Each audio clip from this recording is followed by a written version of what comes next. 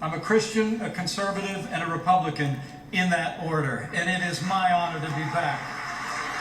This is an exclusive first look at the speech Mike Pence just gave in New Hampshire. I agree with every word of it, and yet he doesn't have a chance at 2024. For the Biden administration and Democrats in Washington have been pushing open borders, higher taxes, runaway spending, more government, defunding the police, abandoning the right to life, censoring free speech, canceling our most cherished liberties. I came here to say enough is enough. See, the problem with Mike Pence's whole tack is he can say enough is enough, but it's not about him. It is not up to him. It is up to the American people.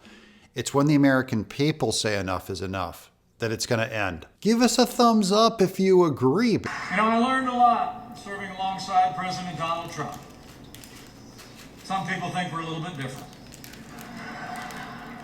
But I think what President Trump showed us was what Republicans can accomplish when our leaders stand firm on conservative principles and don't back down. That's exactly what he did for 4 years. You know, the governor said he didn't come here to bash the current administration. Well, I did.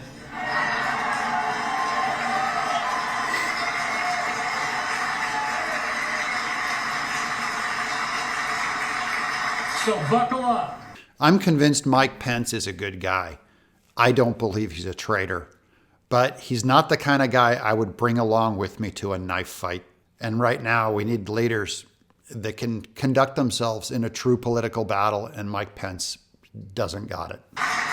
Their FDA I saw on the plane when I was flying here today actually just issued a warning to Americans, and I quote, "Don't eat cicadas." I think if you're looking for a campaign slogan that pretty much unites every American, it is "Don't eat cicadas." Under the Biden administration, patriotic education has been replaced with political indoctrination. They abolished our 1776 commission and authorized teaching critical race theory in our schools. Instead of teaching all of our children, regardless of race or creed or color, to be proud of their country, critical race theory teaches children as young as kindergarten to be ashamed of their skin color. Well, let me say, as my friend Tim Scott said, with great effect on the national stage not long ago, America is not a racist country. America is not a racist country. It's so not a racist country, I wouldn't even say those words to get an applause line. And we as Republicans recognize that at the center of our republic, at the center of our democratic institutions, is the principle of one person, one vote. And it will be our party that makes it clear that election integrity is a national imperative, but a state responsibility. He's right, and there's over 100 pieces of legislation right now proposed by Republicans going up to fix election integrity. This is a state issue, and this is what will turn the country around. And the truth is, after an election that saw several states around the country literally set aside laws enacted by their legislatures, now is the time for states to ensure that one person, one vote principle that is at the center of our system is protected and guaranteed. And make no mistake about it, that principle is under threat. Under the leadership of Nancy Pelosi, the Democrats in Washington want to nationalize our elections with their bill called H.R. 1. They want to literally codify many of the very practices that create the greatest opportunity for fraud. I mean, none other than New Hampshire's legendary Secretary of State, Bill Gardner, probably put it best.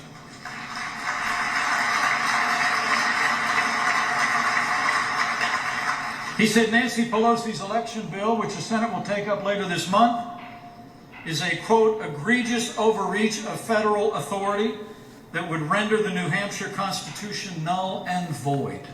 It is at the very center of our system. And we're going to stand for that system. We're going to defend state-based election reform. We're going to support voter ID. And we're going to work every day to restore the confidence of every American in every vote. And beyond all of that having to do with prosperity and security and the integrity of the ballot, ours will be the party that stands for the religious liberty of every American of every faith, will defend the right to life.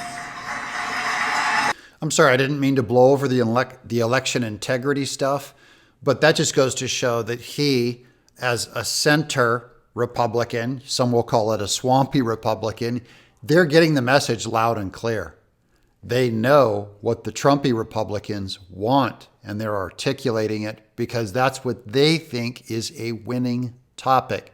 And lastly, we got to keep faith with him who has ever guided this miracle of democracy on these wilderness shores. Keep faith that he's still with the good people of this nation today, and so will ever be. God isn't done with America yet.